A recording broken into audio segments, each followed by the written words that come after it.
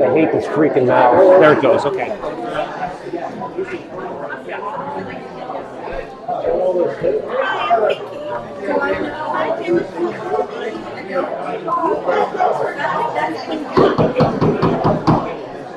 Hello, everyone.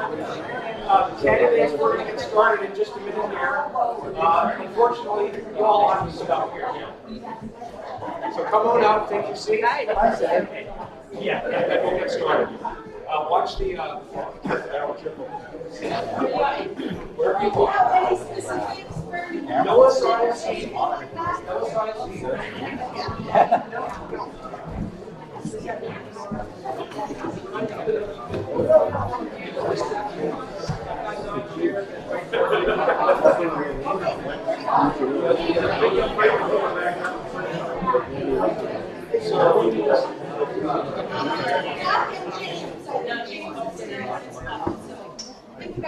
Hey, James, come on up. Senator Erickson.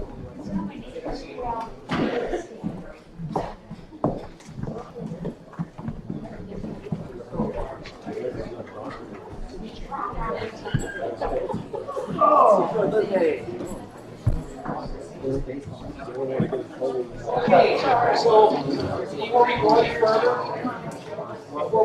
further, would you all please rise? And join with me in pledge of allegiance. I pledge allegiance to the flag of the United States of America and to the republic for which it stands, one nation, under God, indivisible, with liberty and justice for all. Thank you. How's that? All right. Thanks everyone for attending the Point Roberts Registered Voters Association. This is an annual candidates night that we do, usually the first week of October or so.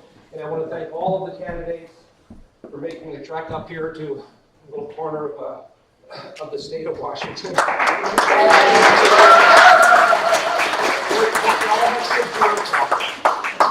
You won't have any problems going back on this. So the format of this town hall type meeting that we have every year is we've been doing the same thing for the last 10 years. It's really very simple. Each candidate, if you would be so gracious as to step up to the podium, introduce yourself, and address the audience however you like. Please try and keep your time up here to 3 minutes or less. We have 8 folks we have to get through, and we want to get to the Q&A session. Once you've all done that, then we'll start the question and answer session. And I ask the audience to please be courteous and respectful and think about your fellow audience members, and don't want any monologues. Ask a question and raise your hand, and I will be standing right over there, and I'll call you in the order that you raise your hands. So there's a cheat sheet, info sheet. If you don't have one of those, they're on the back of the, we're sitting on top of the desk back there at the door. And my job here is just simply to move the meeting along in an orderly fashion.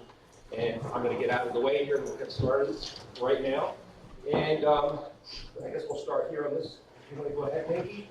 Can I ask a question? Absolutely. Is someone going to maybe give us 3 2-minute ones so we kind of keep ourselves on time? I'll do that. Yeah, I'll do that in my person over there. Great. And also the other thing I want to mention is, just so you know, we are videotaping that. We started doing this for all of our community meetings here about 1.5 years ago. The videotape will be posted on YouTube, and that link to that YouTube will be accessible on the Voters Association website, which is prrva.org.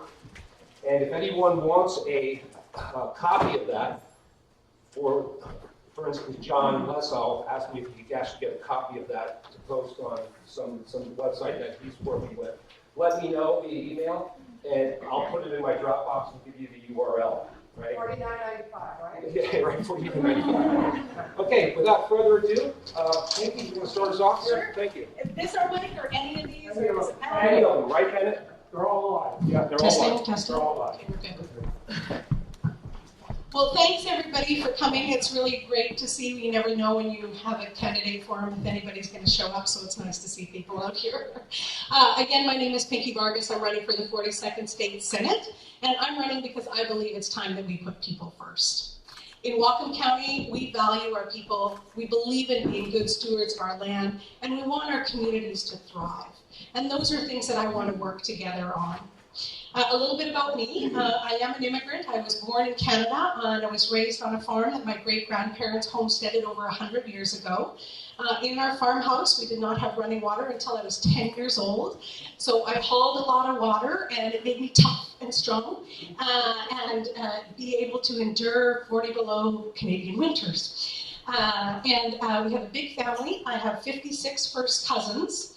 So if you've ever had lots of healthy family discussions, you know it's a great training ground for politics because there's lots of different opinions, but you learn to work together, and you also have to respect everybody's opinion and come together and work for the greater good, and usually for your family. I moved to the U.S. 22 years ago. I married a U.S. Marine who was stationed on Whidbey Island, and that brought me stateside. I feel like I've had a really wonderful life here. Right now I have a great job at Puget Sound Energy, and I work on energy efficiency, which is actually what's brought me to Point Roberts a lot in the last 8 years. Some of you know that I have changed every single light bulb in the community center twice.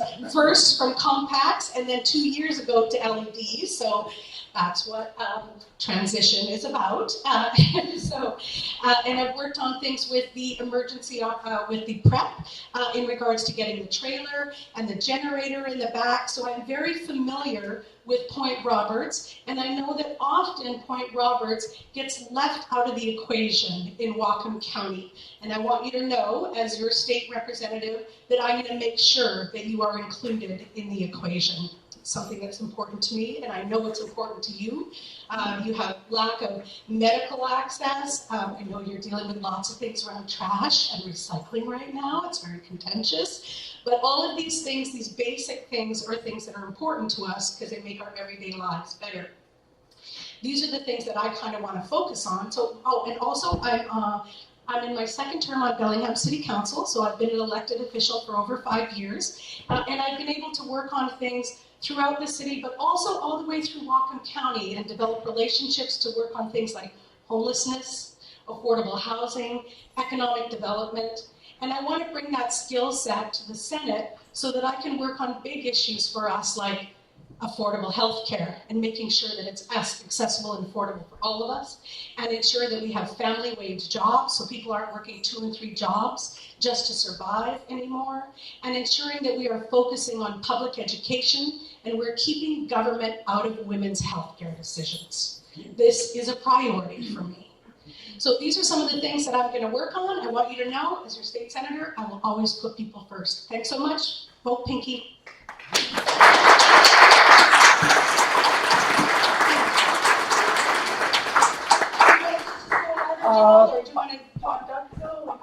What do you guys think? Okay, down the line. Okay. Hi, my name is Sharon Shoemake. Shoes, like what you wear on your feet, and make as in, make my day. I am an economics professor at Western. I have never run for office. I never ever thought that I would run for office. Maybe watching West Wing late at night. But I realized that this is the time for people to do things that they don't normally do.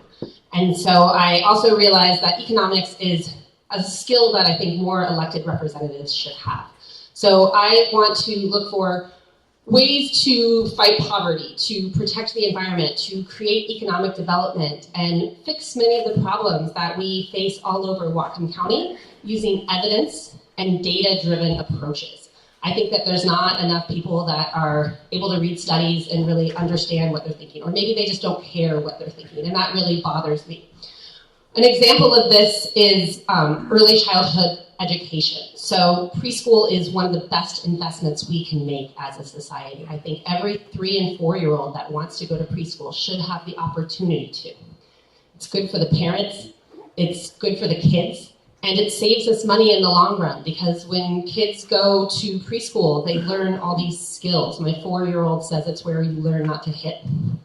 And these skills serve the children well throughout the rest of their lives. So kindergarten teachers tell me that they can tell the difference between children who have been to preschool and children who haven't been. And then the kicker is that it saves us money because they don't need as many social services. So you have this program that saves taxpayers money, that breaks cycles of intergenerational poverty, that helps women rejoin the workforce faster so they're not as out as long, and that might cut down the gender wage gap. And I don't understand why we're not doing it. So this is kind of my approach to things that the state can do. And I hope that you'll be willing to vote for me in November. Again, I'm Sharon Shoemake, and I am running for state representative.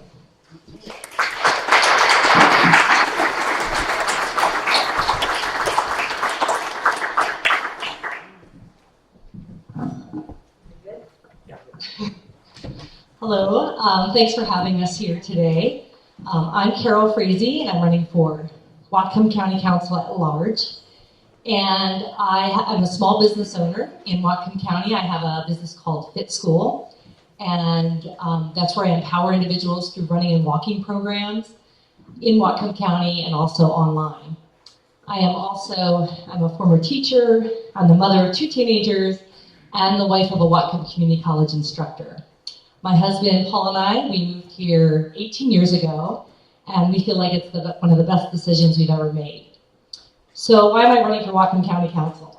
And the reason is, since the 2016 election, I feel like our core values, a lot of people in the county, our core values of equity, equality, environmental protection, women's health care rights are not being reflected at the national level. And so there's a lot we can do locally to protect people, to protect the environment. So that's why I'm running for Whatcom County Council. And with that protection, my focus is on a healthy Whatcom County. That's healthy for health for individuals, for the environment, and for the economy. So individuals, that's taking people from where they are mentally and physically and helping them thrive. So putting policies in place and also working with there's a lot of great services already in Whatcom County, working with them and putting the policies in place for individual health. Also environmental health. So we have a beautiful, we want to protect our beauty and also the natural resources we have in Whatcom County. And third, economic health of Whatcom County. We want to support the businesses that are already here in Whatcom County and also attract innovative businesses so families have, family living wage jobs in the county. And with those 3 areas of health, with you're dealing with, solid waste removal, and I know you're voting on it next week. So that touches on each area of health. And if we can focus on individual health, environmental health, and economic health in Whatcom County, we can have a Whatcom County where everyone has the opportunities to succeed. And I'm Carol Frazee, and I'd be honored to serve you on Whatcom County Council. Thank you.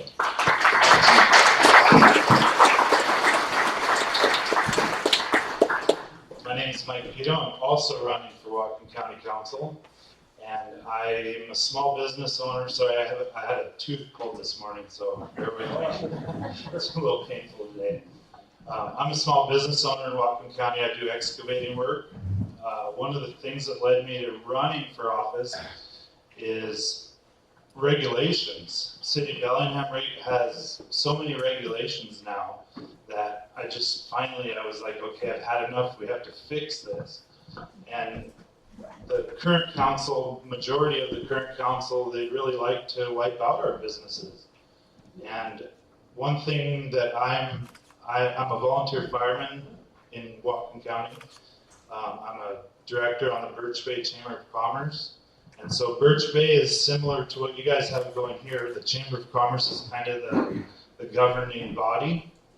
And recently we passed a golf cart zone there, and we were standing in front of the council begging them because they don't know, they're not in our community. They don't understand what we go through. And so you guys have a similar thing here, especially your garbage issue. And one bad decision that the county council makes affects you, and they don't even know what they're doing. because they're not plugged into your community here. So I know that with Birch Bay Chamber, and we deal with that I mean, we're almost parallel. We're a lot Canadian owned, and we don't, same thing where they put our tax money to, and we're always fighting to get our tax money where it should go, and so I just feel like we can do so much better than what we're currently doing. So thank you. Thank you.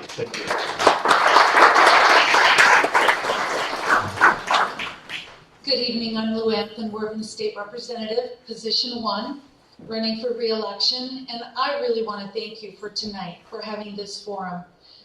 It is always good to get around the county and to see the very beautiful places all over the county.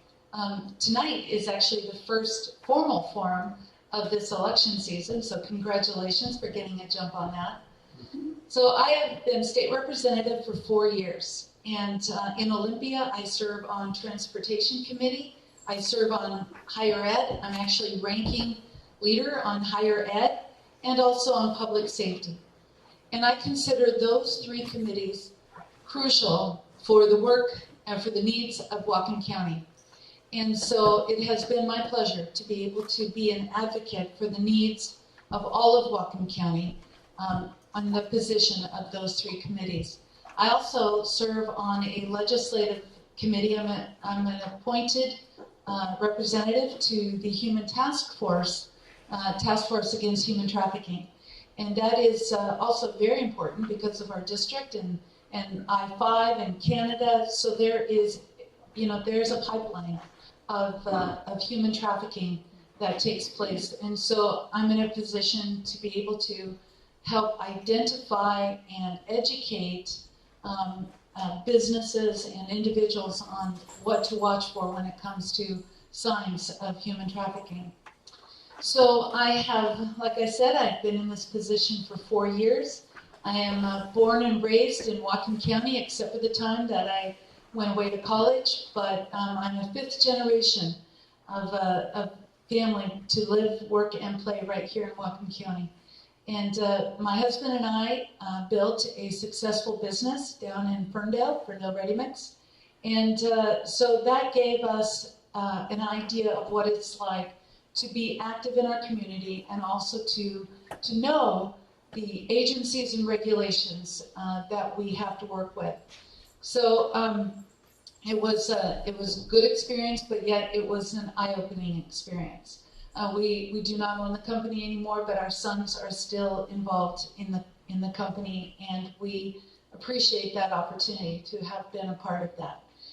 So my goals and the priorities that I work on have to do with safe schools, safe neighborhoods especially close to affordable housing. And so I think my 3 minutes are up, but those are some issues that I hope to be able to talk more about as we go through this evening. Thank you. Well, good evening and thank you for having us up here. My name is Vincent Vise. I'm your other state representative from the 42nd Legislative District.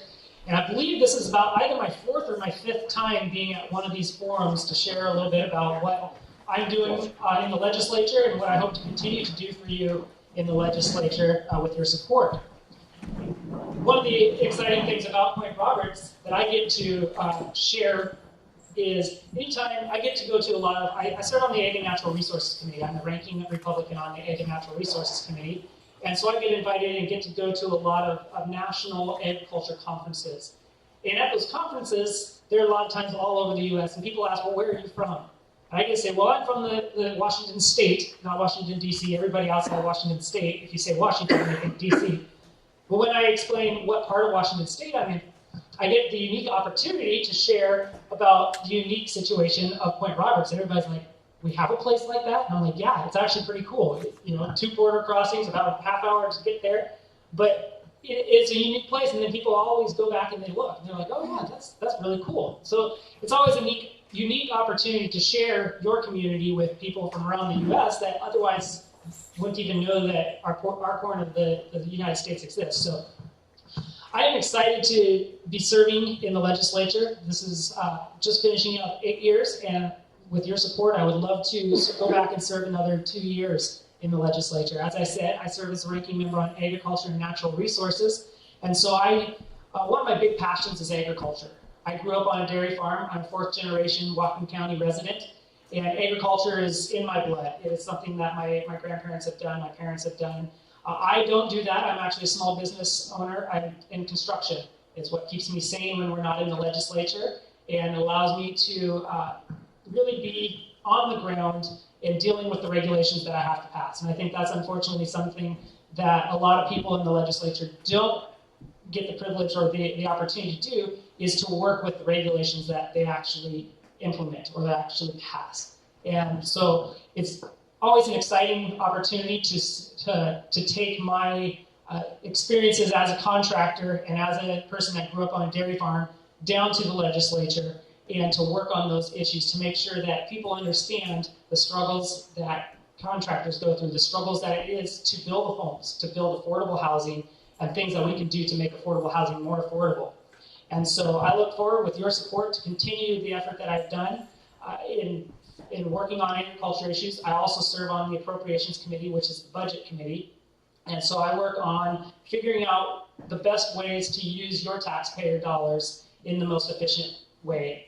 As a small business owner, I'm very, very keen on cost savings, and so I want to make sure I do that with your dollars as well. So once again, my name is Vincent Vise, and I'm your state representative, and I would love to have your support again this year. Thank you.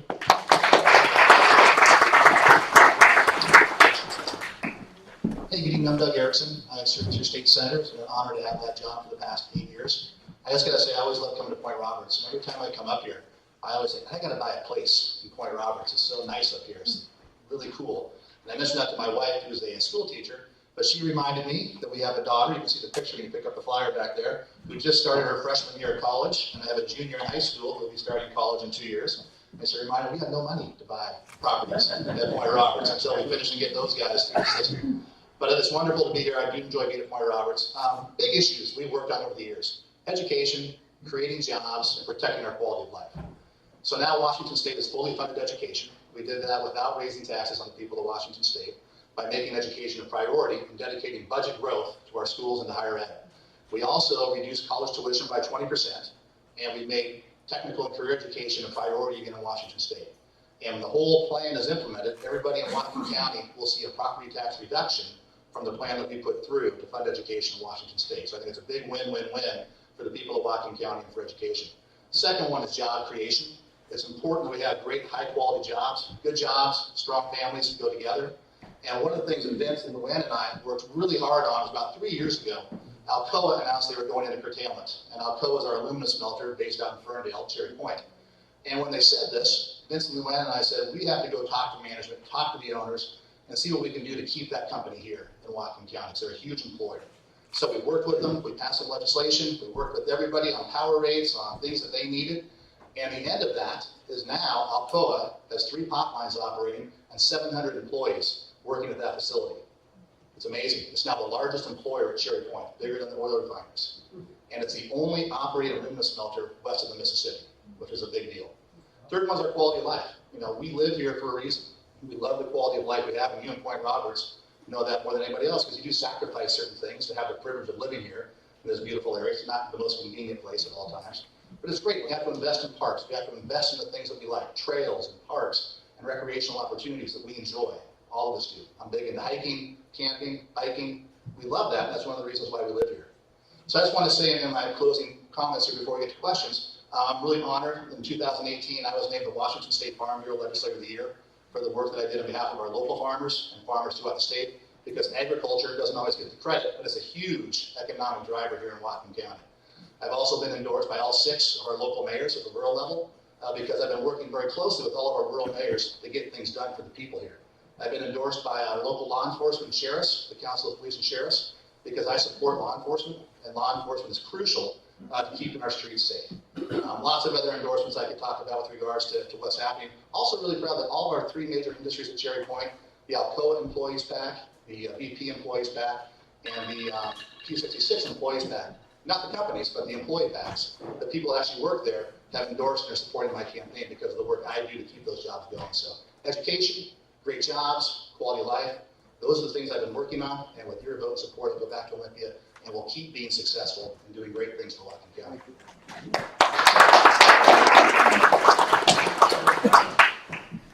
Howdy, y'all. Sorry about being so late.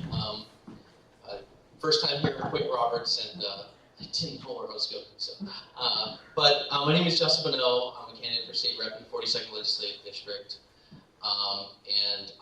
Just a little bit about myself. After graduating high school from Oak Harbor High, I enlisted in the Navy. I was machinist mate in the nuclear propulsion program for 6 years. And then after being honorably discharged, my wife and I decided to set roots here in Whatcom County. After graduating from Western Washington University in 2010, started working with the Department of Ecology.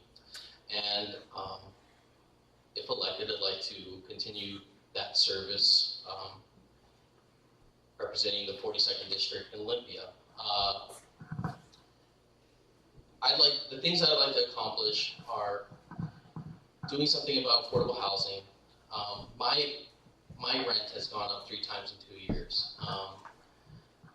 And so the things that I'd like to see is bringing back the Washington Housing Trust Fund back to pre-recessionary levels and then doubling it on top of that.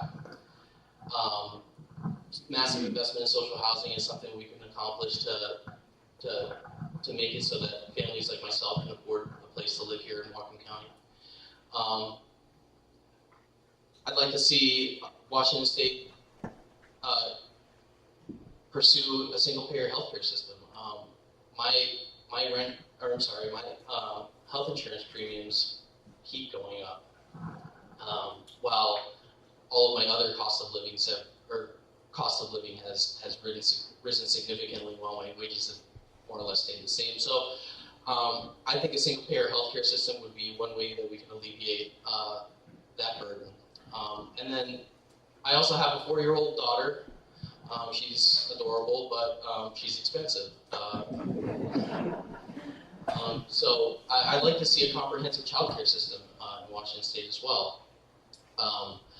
My wife and I, we both work full-time, but we have to split shift it in order so that somebody's available to watch my daughter at all times. So I think that a comprehensive child care system would go a long way, so that we could all be able to, spend more time together as a family. So with that being said, my name is Justin Bonneau. I'm a candidate for state rep in the 42nd Legislative District, and I would appreciate your support. Thanks.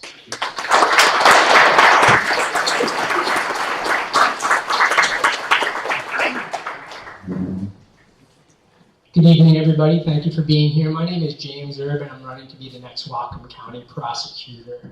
We've had the same prosecutor here in Whatcom County since 1974. He has run unopposed, I beg your pardon, for 10 consecutive terms or 40 years. And I'm running because I believe it is time for a real change in leadership and a real change in approach in this important office.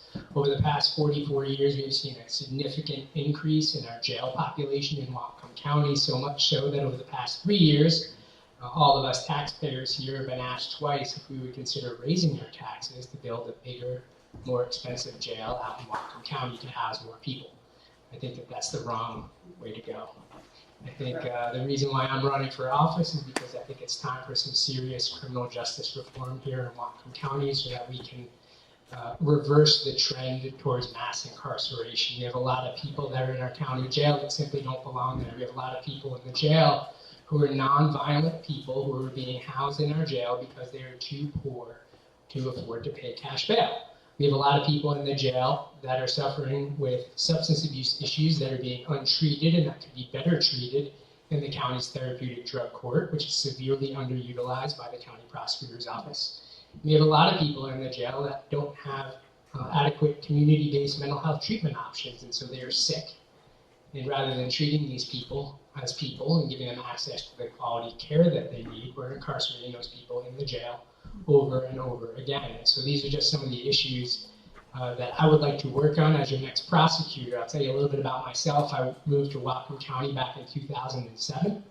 from Florida. My wife and I moved here to be closer to family. She's actually from British Columbia, not far from here in the Southern Gulf Islands. And so we moved out here back in 2007. I've been a prosecutor in 3 different jurisdictions. And I've been a prosecutor for many years. I've prosecuted some pretty serious crimes throughout the course of my career, and I have significant jury trial experience. I'm comfortable and confident in a courtroom. I also have civil legal experience. I've worked as an assistant city attorney for the city of Bellingham for the past 8 years on civil legal issues. And out here in Point Roberts, I was talking with a gentleman before I came up on the stage. My understanding is that it's really the civil legal issues that are affecting you here more in Point Roberts than it is the criminal justice reform. And so those are some of the issues that I've worked on at the city level for the past 8 years. So issues including land use, environment, water rights, things of that nature, the types of issues that I've worked on at the city level. My opponent in this race has no civil experience, and that's one of the main distinctions between the two of us. I'm getting a signal that I'm just about out of time, so I look forward to your questions. And once again, my name is James Erb, and I encourage you to support me in this race and vote James Erb in November. Thank you.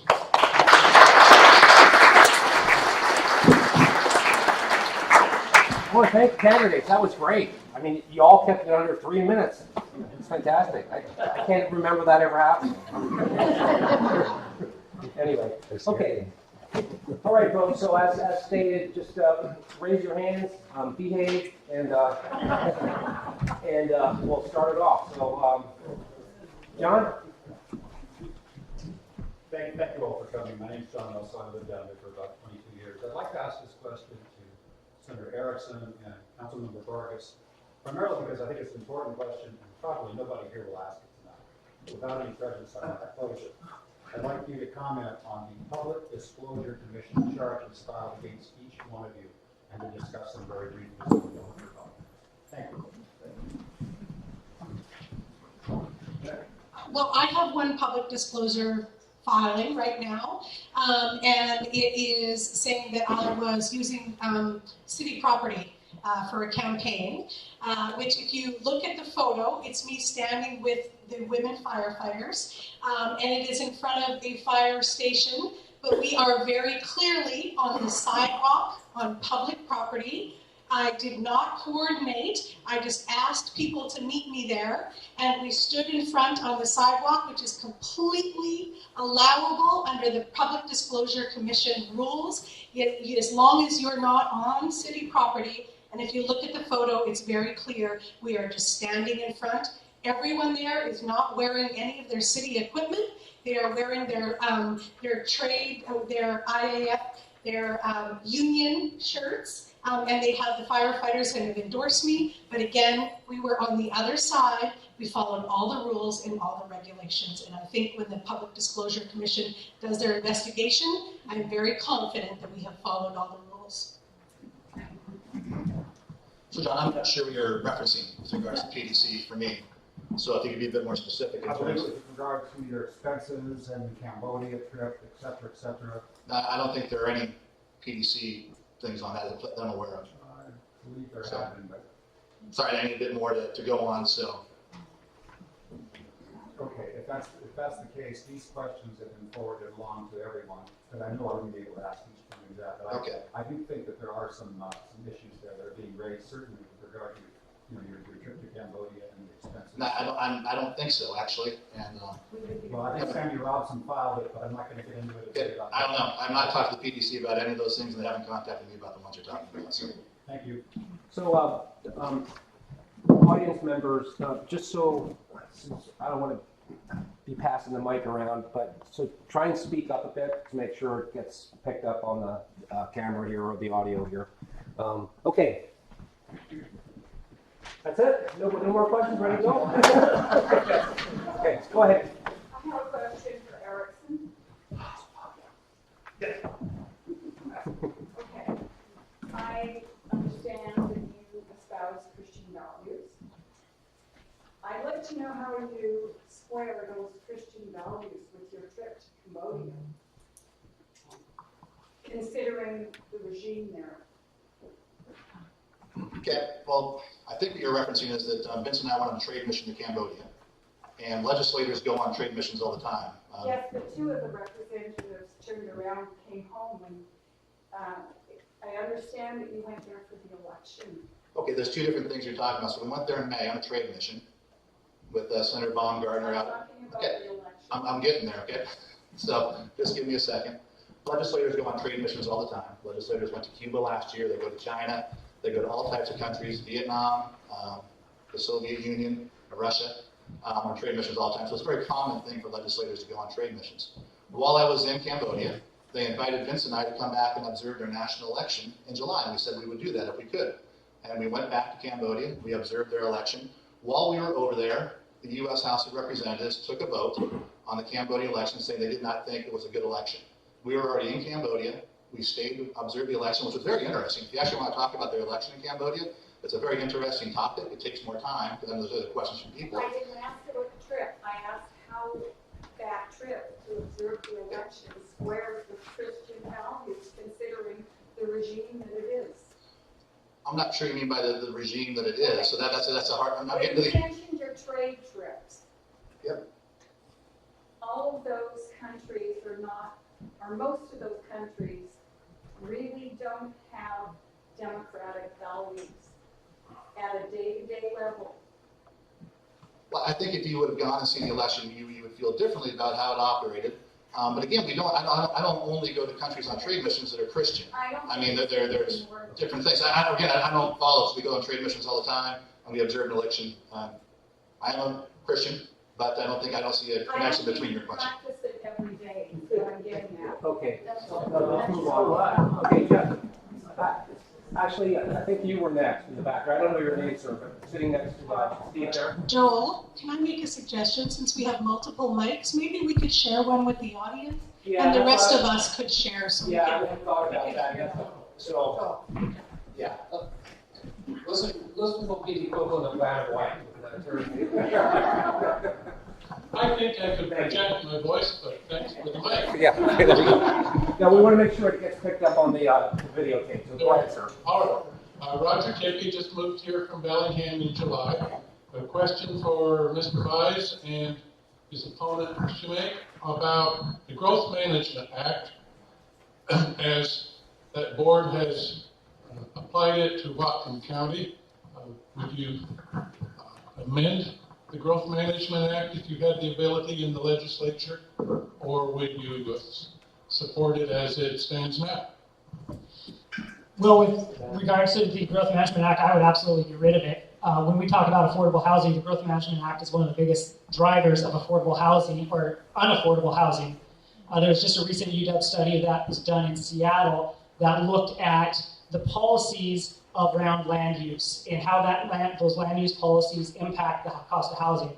The UW study came out and said that about $200,000 worth of the cost of a house in Seattle is due directly to land use policies. Growth Management Act is the major land use policy at play in Whatcom County.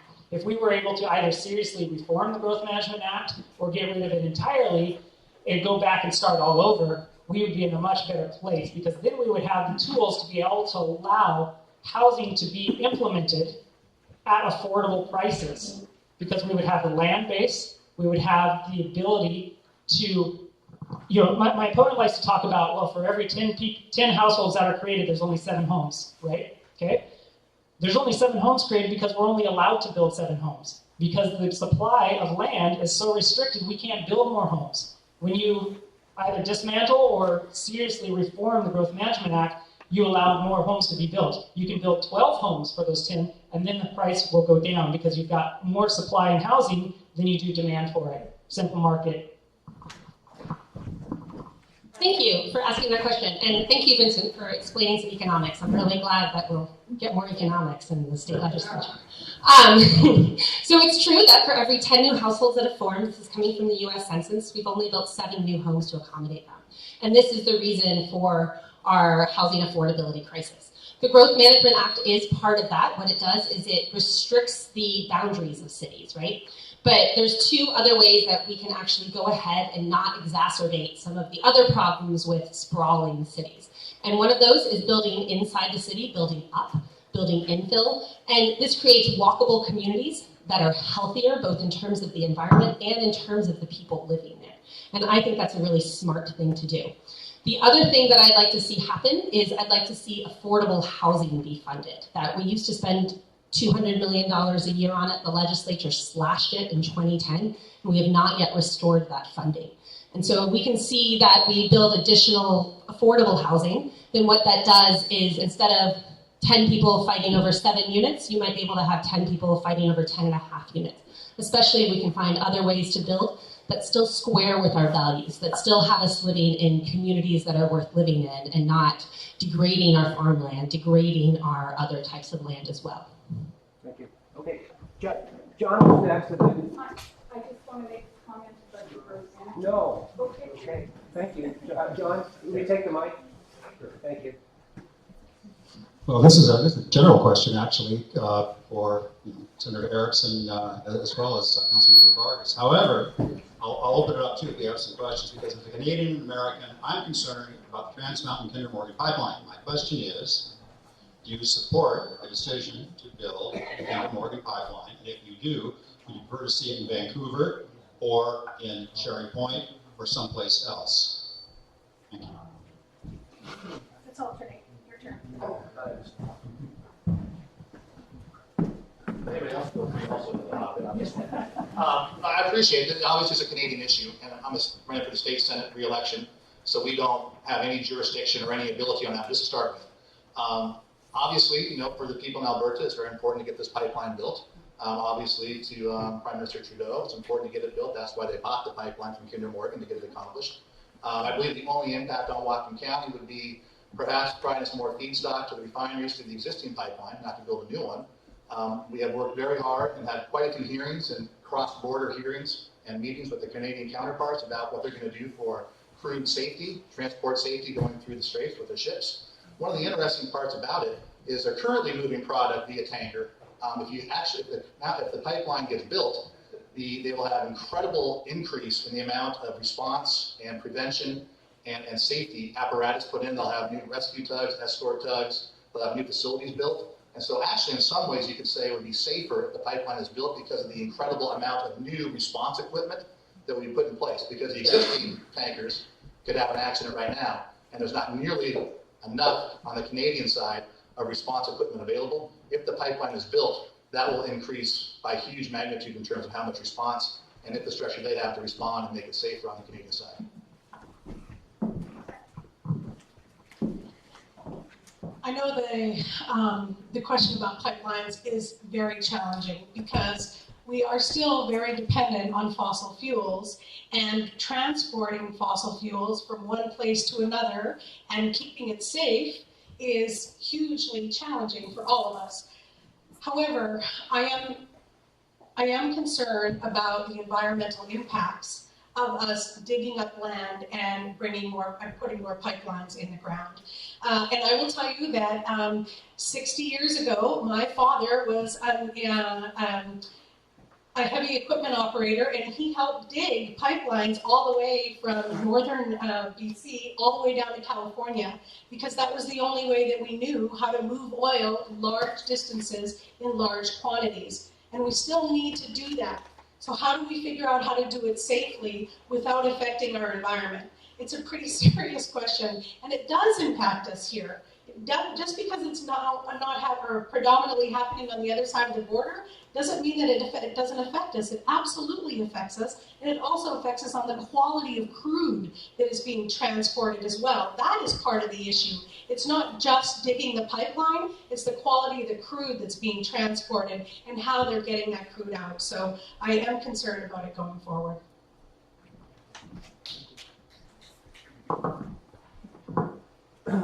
Questions? Oh, sorry, yeah, go ahead, Dave. Question for James.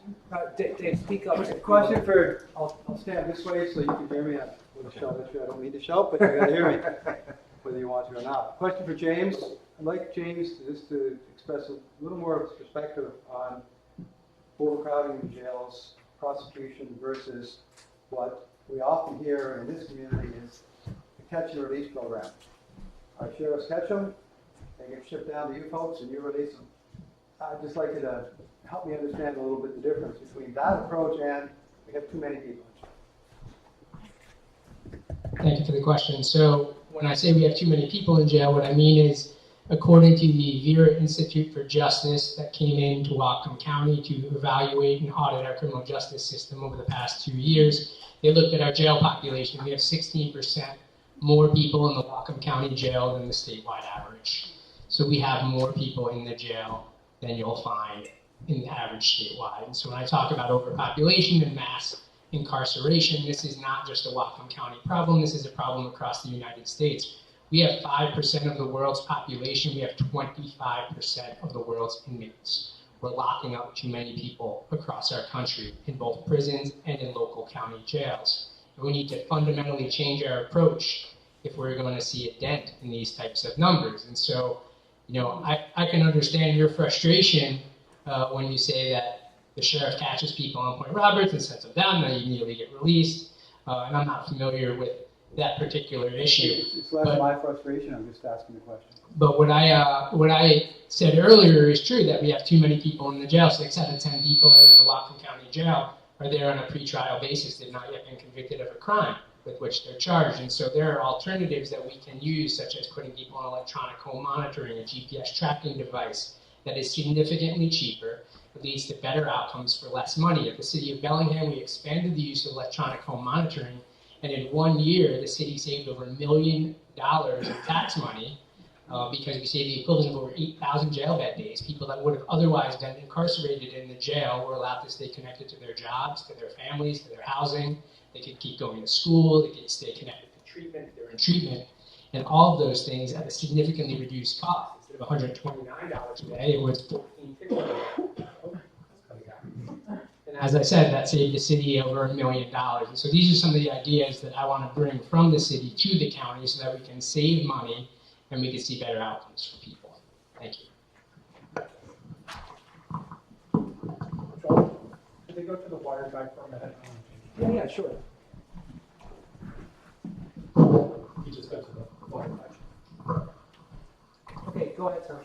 Hi, I'm Grant Heitman. I'm a recovering libertarian. I want to thank you all for coming down here and for the service that you propose to do. Thank you for it. We need more service for all of us. I want to apologize in advance to my neighbors. My question might be a little bit of a sensitive issue for some people. I have a question for all the candidates as public servants. You may or may not be aware that the federal government now prohibits the mutilation of all female genital children, infants. It is a federal crime now. But the same protection is not afforded to infant boys and boys in general. And I'm wondering, as public servants, each of you don't need to comment, would you support or oppose a statewide ban on the mutilation of infant boys and their genitals? Are you talking about the incision? Some people call it that, yes. Oh, okay.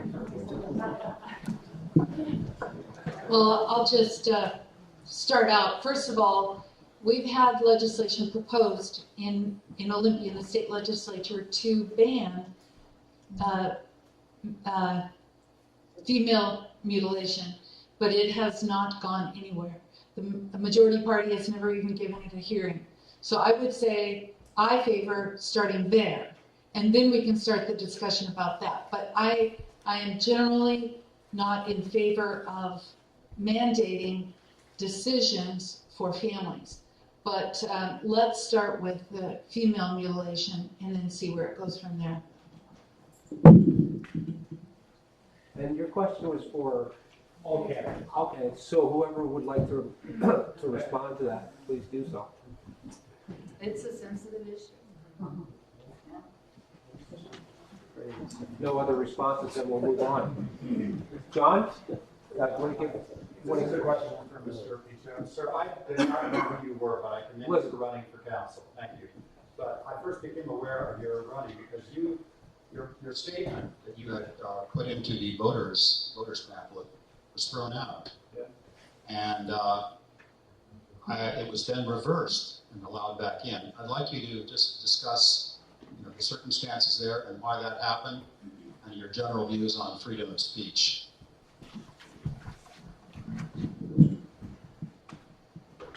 Did anybody else read that voter pamphlet statement? Okay.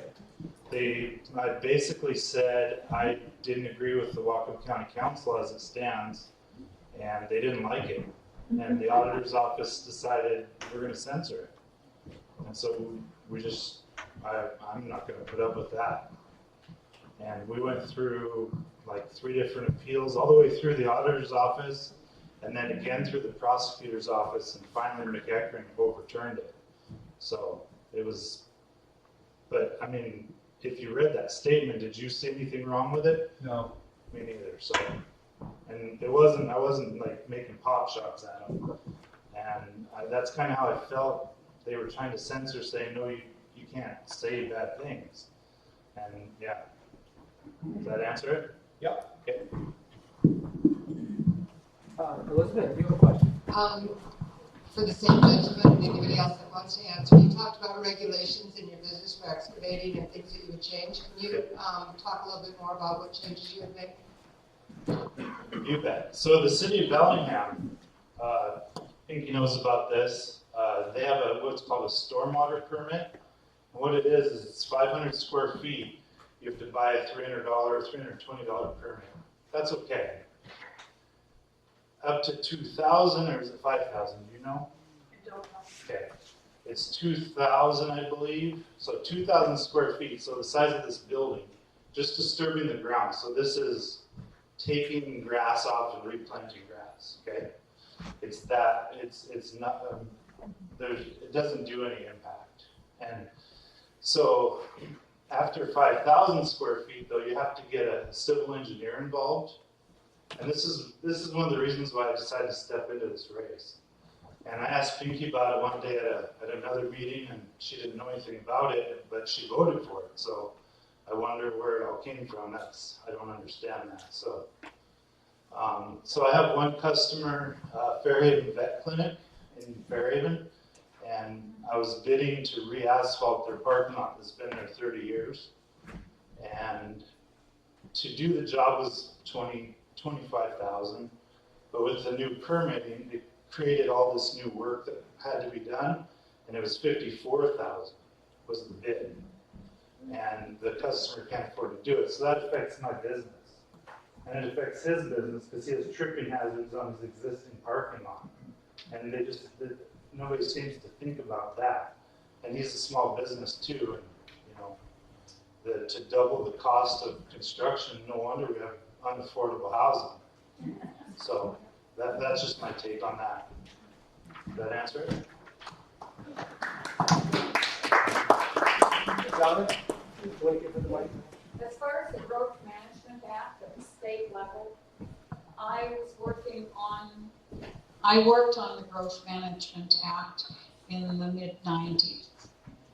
And there was a certain amount of the Growth Management Act that looked at the overall use of land, and as somebody already mentioned, to avoid sprawl. It was felt that with proper building techniques using up-to-date environmental standards, in other words, if building codes would stay even with the developments in the industry, it was felt that housing would be adequate and it could be developed. And as somebody pointed out, you can go up, you can use infill, you can build houses on smaller lots. Donna, do you have a question for the candidate? So I was just trying to fill in a little bit of detail as to why the Growth Management Act shouldn't be just thrown out. If I could respond to that, I think the intent of the Growth Management Act was noble. There are about 13 elements that were supposed to be balanced amongst all the elements. Some of that is environmental, some of that is growth. The Growth Management Act is allowing growth, but managing that growth in a smart way. The implementation of the Growth Management Act has been anything but positive for our state. It's been good for cities because it's pushed all development into cities, but it's been absolutely devastating for counties For instance, King County alone, they're having to start dig up some of their rural county roads because they simply don't have the tax base coming in, because all development and all industry is being forced into municipalities. So therefore, they no longer have a tax base to service their basic infrastructure. We see that in Whatcom County too. When you force all infrastructure or all tax-bearing businesses and the people that pay the taxes, the property taxes, into cities, the cities collect that sales or that property tax. And then there's nothing left for the counties. The counties still have to provide the basic services, and they still have to provide the roads.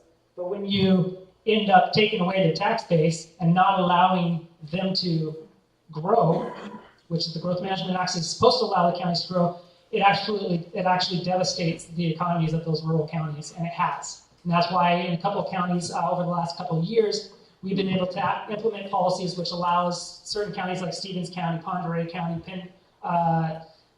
Okanagan, I think, and a couple of those counties that are experiencing negative growth to opt out of the Growth Management Act, because it's not much sense in managing for growth when you're actually shrinking. So we have done some changes, but there's a whole lot more that needs to happen, especially for Whatcom County.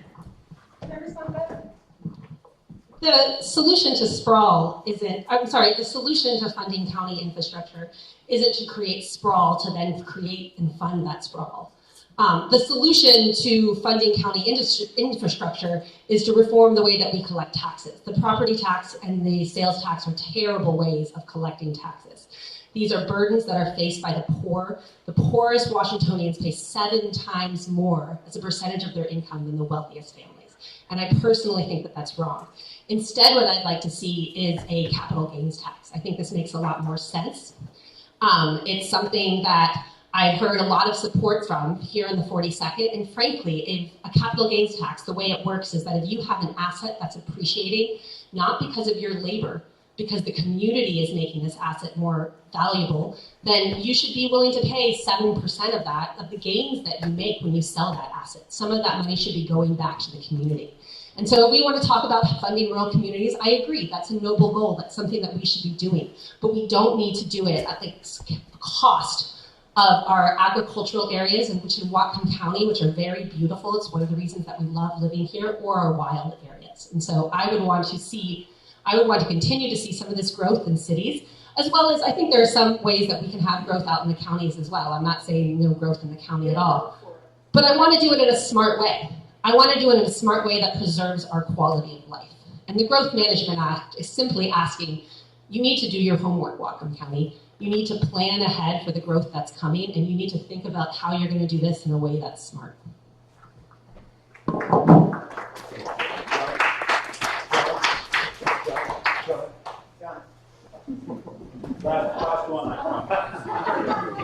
I have a question for Mike and for Carol Frazee. You're both running for the Whatcom County Council, and I know that you know that Whatcom County Council, their main job is land use. They're a legislative body. This is a very personal Point Roberts question I'd like to ask. The County Planning Department in 2015 approved a conditional use permit for building radio towers in Point Roberts.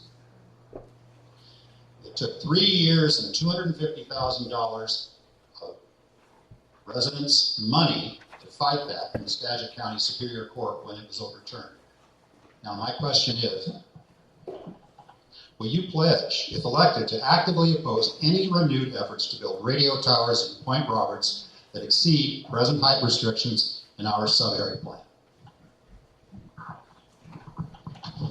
What I would do is I would make sure I came here and talked to you directly. If that's what your community wants, no radio tower, is that what you're asking? No, I'm asking if you would support legislation that has, limited radio tower heights, but there's still a lot down here that you can, build on. Mm-hmm. My question is, are you familiar with the conditional use permit that was granted to build radio towers, and the fact that we had to spend 3 years and $250,000 to fight that in Skagit County Superior Court in order to maintain the height limits in our sub-area plan? I was not familiar with that, and I will look into that. And this past week, I've been learning more about your getting rid of the solid waste and what you went through for that. But I will do my research, and I will visit John. I will get back to you. And if your community wants the height restriction, then let's keep it there. I would support you with the height restrictions. Again, it goes back to the same issues we have in Birch Bay, right? The county council makes decisions that are good for Bellingham. They don't care about us. So, thank you. Hi. I have a question about community development. How do we end up with livable communities that invest in their own well-being rather than ending up with fewer to no trees, only rich people and poor people, mostly corporate-owned investments here with low, not living wage jobs and foreign ownership? How do we make sure the development that is done for community benefit? I think that's kind of a bleak picture you paint. I think actually in Whatcom County we're doing pretty darn good. I mean, our agricultural community is one of our biggest employers. It's exactly what you're talking about, protecting and preserving our land base, creating jobs, trying to develop export markets to keep it going. Dairy Gold is now trying to export product out of our Linden plant to Asia, which is a great thing. Our Cherry Point Industries, which are not obviously local companies, because it's Alcoa, BP, and P66, but they got a huge local presence. They pay great family wage jobs, 700 family wage jobs alone at Alcoa, and the jobs that they support outside of that. So I think we're doing a good job in terms of, well, obviously Point Roberts is unique, you know, in terms of that, but it's local control, working with the people that are here, your community associations, the taxpayer association, your chamber, to give you the community want. And a lot of that goes back to being a county issue, which is why I'm so happy Mike's running for the county council, because he got a guy who understands your issues and will work with you on that. But I think Point Roberts will always be unique when it comes to that type of development. And I think you're doing a pretty good job up here right now also in terms of protecting the type of community you want. Thank you so much for that question. That's a really great question, and it's one of the reasons that I'm running for state representative. So I view community development a little bit differently than Senator Erickson. Instead of making handshake deals with individual firms, I think that what we need to do is we need to build a broad economy that works for everyone. That means investing in infrastructure. That means investing in education and making sure that we have an educated workforce that is able to take on the jobs and the challenges of tomorrow. And that frankly means providing a social safety net. And the reason you need to provide a social safety net is that if you're an entrepreneur who wants to go out and start a new business, now there's. If you want to start a new business, it's likely that your business is going to fail. And that's just a lot of new businesses. And so you want to make sure that if you're going to start something new and innovative, you want to make sure that there's something that's going to catch you on the way back. And so if we want to provide for new business opportunities in Point Roberts, and there are some particularities in Point Roberts, it's hard to get someone from the health department out to come look at your restaurant. It's hard to get your waste removed. It's hard to get a lot of the services that you need to create a new business. And I recognize that, and I would be happy to work with creative solutions on those issues. But another big challenge right now is also the cost of healthcare. So the cost of healthcare is something that is frankly strangling our new businesses, and it doesn't need to be as expensive as it is. In the United States, we pay more per capita for healthcare than almost any other nation, and we get worse results. And that's because we have a system that's designed for insurance companies. Doctors hate working with insurance companies. When people get sick, they hate working with insurance companies. I don't have one particular way of solving this. I'd be up for a single payer. I'd be up for a public option. I want to see a system where we've thought through the economics of it and that we're able to focus on health, not how to bill patients and how to make money for insurance companies.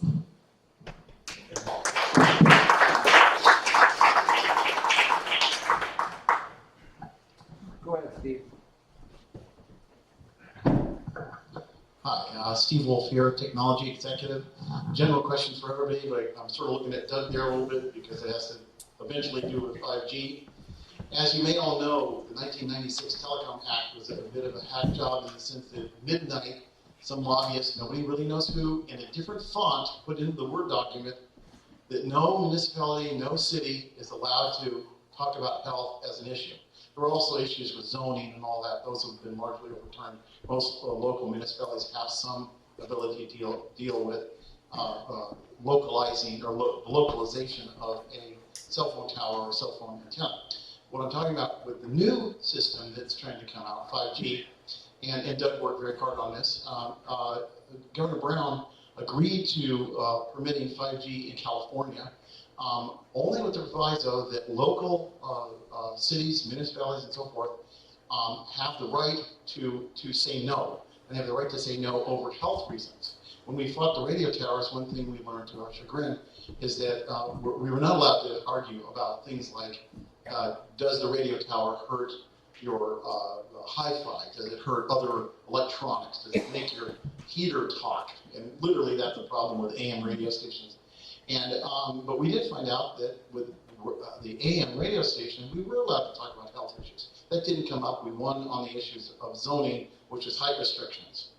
And so Governor Brown signed this with that proviso, and I consider that very healthy. A lot of people feel like it's, especially California, got way oversaturated. I'd like to see some kind of legislation or logical progression here in Washington State. I'm not for 5G in the sense of blanketing literally. Do you have a question for the Yeah. What do you think about 5G, and can we get our local control over it? And I think I'd like Senator Erickson to start with that, because he had a 5G bill at one time. Yeah. Thank you. Yeah, I think I'm trying to fully understand your question on 5G. You're saying you don't think it's safe. I'm not sure. Okay. My point is that there was no local control before, and now, at least in California, there is. So, Yeah, we worked on 5G. Yeah, I worked on 5G, but if it's not healthy, we shouldn't implement it. So the first thing is you have to make sure it is safe for our communities. So that has to go through a testing process. Now we do have 5G rolling out all throughout the world. 5G is going to be rolled out in 5 major cities in the United States in the coming year. Seattle and Bellevue, T-Mobile has a big 5G lab, as do other companies in Seattle right now, which I've toured and be able to look at. So I guess the question is, do you want 5G? And broadband always comes up as a big issue in terms of getting broadband delivered to more people. 5G is a solution to that with lightning fast speeds that would work in a place like Point Roberts, actually. We're also working on broadband rollout, which we've been stifled by PUDs and other people who try to make it excessively expensive to hang the line to be able to provide the service to rural parts of Washington State. Out of the federal government, we just saw a bill come out with a new rule saying that cities can only charge so much for the 5G attachments on their poles, which I thought was kind of interesting. It set the fee at like $300 per attachment. The city of Seattle is currently charging about $2,100 per attachment. Same thing we saw with the PUDs, where they charge significantly more for pole attachments than does PSE or Vista or other utilities. So there's lots of things we need to work at. If we really want to get 5G rolled out, maybe we don't. If it's not safe, I don't want to roll it out. If it's going to harm people, obviously we don't. But also to get broadband delivered, we have to address the cost drivers. And the other part of broadband, which I think would be very exciting, I've worked on a tax incentive program over the years. So a private company can make an investment to roll out 5G to rural parts where it's not cost effective, but then they would get some federal money, but they would also get a tax subsidy, and not tax, a tax incentive over the next 20 years to get back a portion of their investment off their D&O taxes. So we incentivize them to go build it. So lots of things we need to do. We have to get 5G, broadband and 5G rolled out more in Washington State. Does anyone else? One of the unique aspects of 5G is that it's really in its infancy as well. And so a lot of the technology is landline based. It's mounted on the post. But then there's other technology that's also being developed, I believe in Seattle, that is satellite based. And so it's going to be kind of this VHS Betamax type fight with which is the way that technology is really going to move forward. Right now, the cheapest way is obviously going to be the pole based way. But if we do move, or if we have an integration of both of those types of systems, then a lot of the conflict over, well, who's paying, whose pole is it, and how much are they having to pay for that pole or release that pole for, a lot of that can go away. And then we also have the ability, especially with the satellite-based 5G, to really address communities like Point Roberts, like the Kendall, Maple Valley area, Maple Falls, where broadband is very much lacking. And we've been, as Senator Erickson said, we've been working with our broadband companies to look at pilot projects or tax incentives to move whether it's dark fiber into those areas or 5G deployment into those areas. That's a big issue for police safety, making sure that our law enforcement have the ability to communicate in those areas where there's not a whole lot of cell service, and making sure that our schools, like up at Kendall Elementary School on the middle of up the Mount Baker Highway, has the ability for their students when they go home to be able to get access to their learning curriculum online and have the access to the resources that they need to do their research project. And so we're doing that, we're working with that, we're working with our local telecom, Comcast is the major one that's got the franchise here in Whatcom County, Frontier is also here. And then we're also working with the county because it's a county issue, it's a PUD issue, it's a state issue, and it's a private sector issue. And there is still about $5 million of ARA dollars, which is from the Community Investment and I forget what ARA stood for. It was under the stimulus dollars. The Whatcom County government has about $5 million that have set aside that came directly for broadband implementation into some of our rural areas. And so currently there hasn't been a project that's qualified for that, so we're working with Comcast and some of our other service providers with some of the legislation that we're proposing to say, hey, we've got some money that we can partnership with you to get some of these rural communities served. And we look forward to doing that. And it would be great if as we're doing that, we're rolling out the newest technology, because then we're not stuck with a legacy system that's old and outdated in 5 years. Anyone else on this topic? Okay. Do you want to give John the mic? I said you were done, John. Okay. I was, but I thank Steve Wolf for reminding me. I was asked by a writer at Northwest Citizen who knows a lot more than I do about this subject. What is your general opinion on the idea of net neutrality? Do you support it, or do you support allowing AT&T and Comcast to upcharge for faster speeds? I support net neutrality. I absolutely support net neutrality. I support net neutrality. And one thing I wanted to say about the broadband is that the port is currently working to get 2 strands of broadband up into the county. And with the public utility district, which the tool is running for, and then we work with the PUD and with the county council. So, and what we'll do after the port brings it up here, then they want to strand it on the telephone poles throughout the county, so that the whole county, especially what you were saying about Kendall, and things, that they will definitely have broadband throughout the entire county. So yes. I don't have an opinion of net neutrality. We had the bill in the legislature, and it was a difficult issue. I was persuaded that I was persuaded to vote yes, just based on the arguments, because I would rather see. I did not like the idea of the largest telecom companies being in control of what we see on the internet. So I did vote yes. I support net neutrality. And with regards to our internet infrastructure, what I don't want to see is public dollars being spent and then eventually having that turned over to a private company where they get to reap the rewards. So if I would rather actually see any kind of internet infrastructure actually be made into a utility. That's what I would rather see. Does anybody else have an opinion about net neutrality? I think we should all answer it. Yeah. Yes, a public utility, I'm sorry.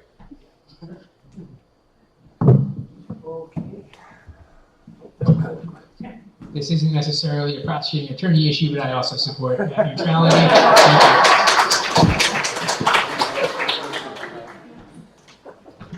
Elizabeth, Steve?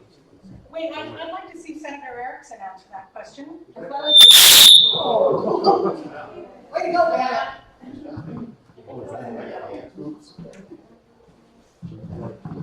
Since people would like to sit and ask questions of the senator, that's fine.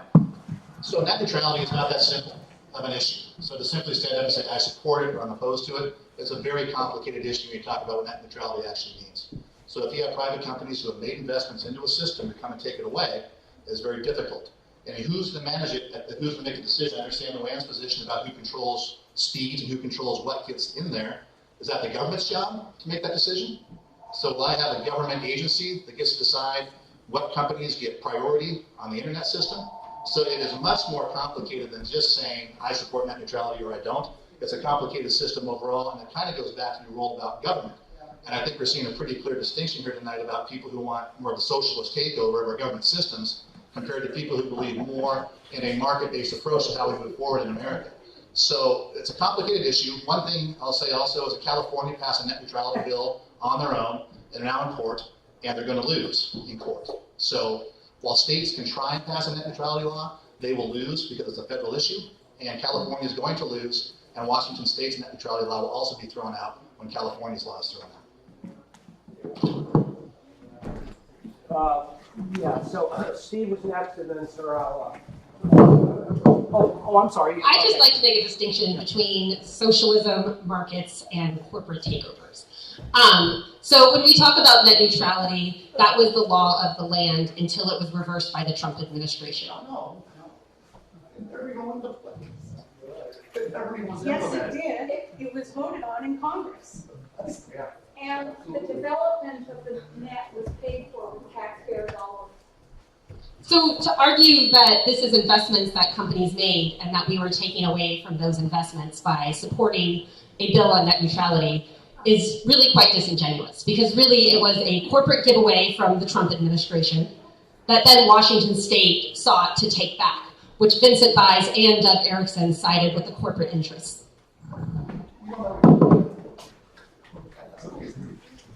Hey, you've got a hot one going here. Net neutrality. Anybody else want to speak? Nobody. I would have never thought that would be the subject. That's what okay. Steve, go ahead. I want to make a comment about how here in Point Roberts, a new development has happened. Whidbey Telecom has been bringing fiber into Point Roberts since the very beginning, and embedded over the parts board. My privilege to some of those discussions. It's very positive. And one interesting thing about developing our economy here is that, and this is short also, is that they said that the fiber that's here, the Whidbey fiber, has basically a direct connection to Seattle. And they're already seeing that on Whidbey Island, for example, there are refugees, if you will, tech refugees that are leaving Seattle to work in Whidbey, and they can come here too. We can boost our economy that way. So there's actually some private corporate help here, along with our public entities, and maybe some really good things will happen. So it's positive note.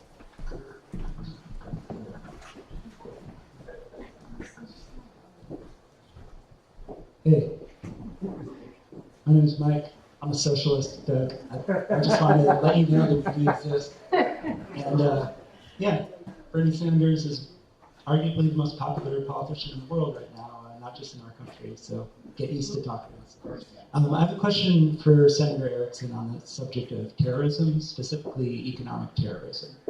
In 2016, you proposed a law, which I don't think the idea went further than a proposal, but you proposed legislation to create, if I understood correctly, a new crime called economic terrorism, that people who disrupted economic activity and protests, I don't know if you're specifically thinking of environmental protests, coal or pipeline, but I specifically used the term economic terrorism, which I think would have a pretty severe chilling effect on speech to even talk about calling peaceful protesters terrorists.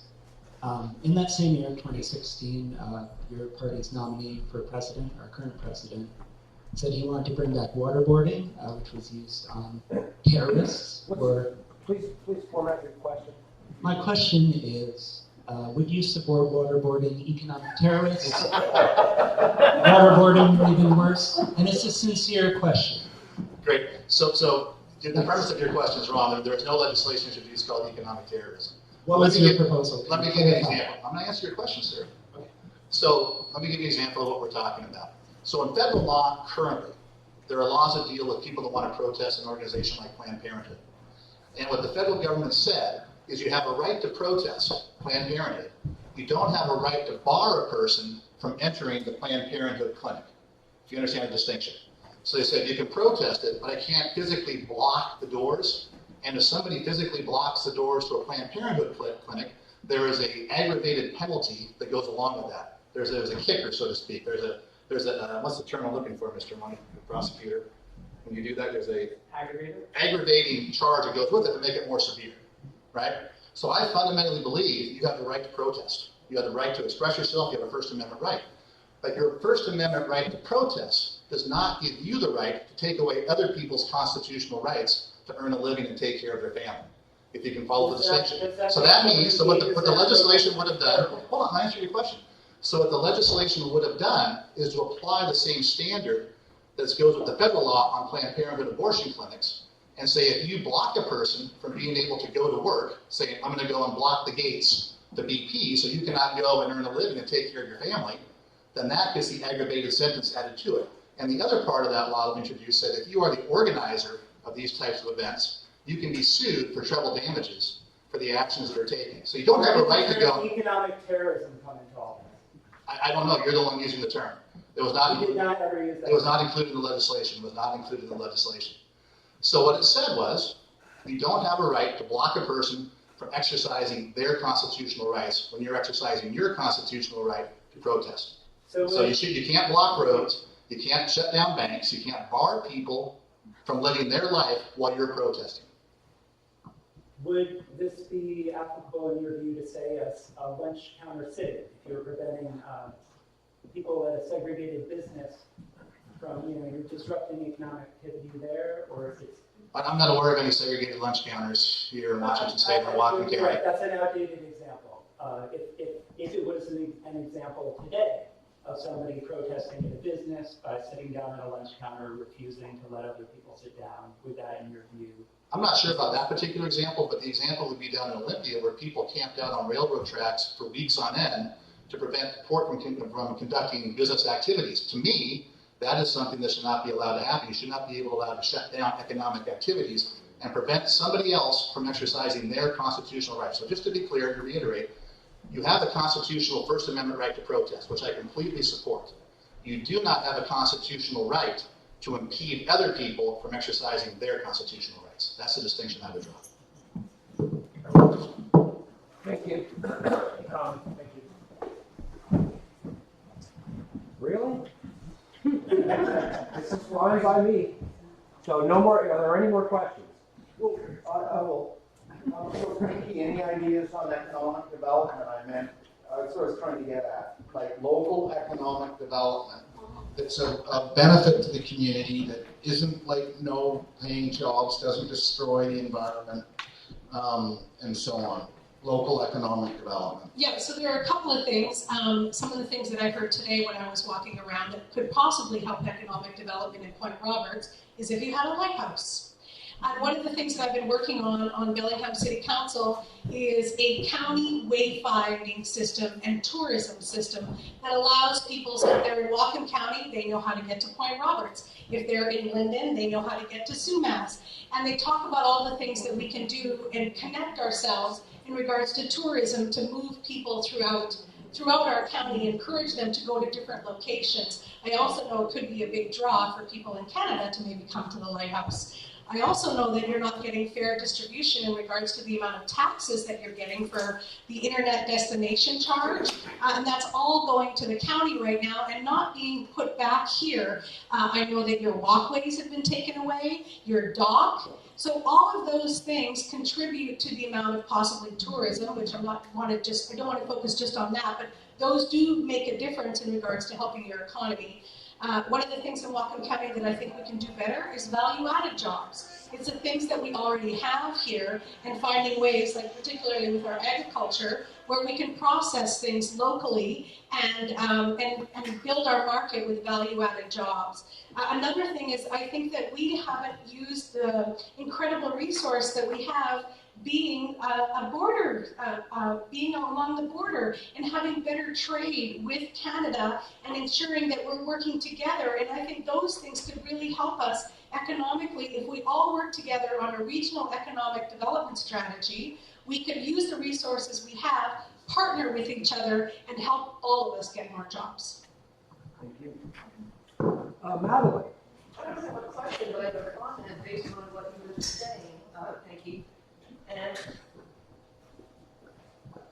what I'm thinking is that we need to train both sides of border guards to be nicer to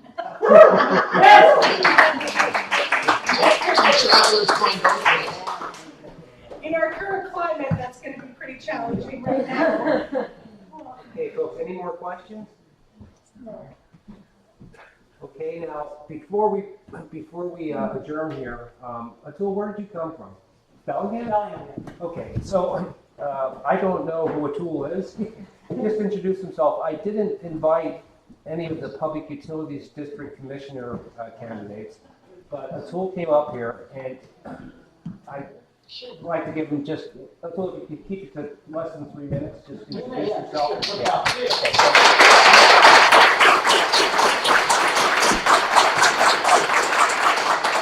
Who here gets excited about infrastructure? So, infrastructure obviously is really important. It's a key thing that differentiates what's amazing about our country. And one of the things that we have the opportunity in Washington State is a PUD. The state of Washington created in the 30s the ability for locally owned and locally controlled public utility districts. Whatcom County's PUD has been serving a portion of the county for many decades. And I've decided to run for that office because my priorities are renewable energy, fiber optic broadband, and water conservation. And some questions came up about broadband. I think broadband, if done with fiber optics, has no adverse health effects.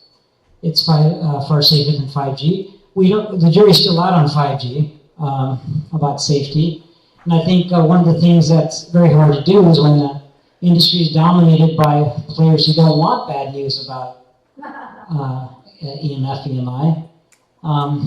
It's kind of hard to get that kind of data out. So it's something that, for sure, we want less radiation. Who wants less radiation?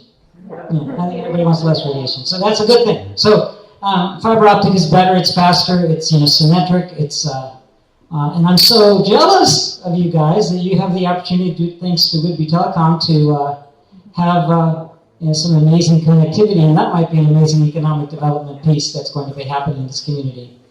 I guess those are the main points. I think my 3 minutes is up. If you'd like to talk to me about any of those topics, I'd love to talk to you. My person, the seat I'm running against, Paul Kenner, is a wonderful gentleman, by the way. I'm not going to say anything bad about him. He's been serving the community for decades, and I look forward to a good race. Thank you, Atul. Thanks. What's your name, please? Atul. Sorry, my name is Atul Deshmani. Deshmani.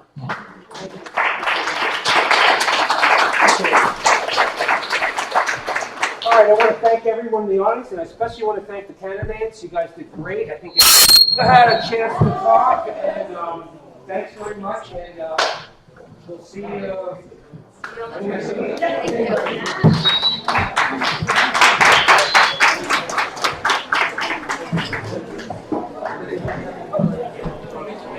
Oh, no sweat. Sorry, I was late.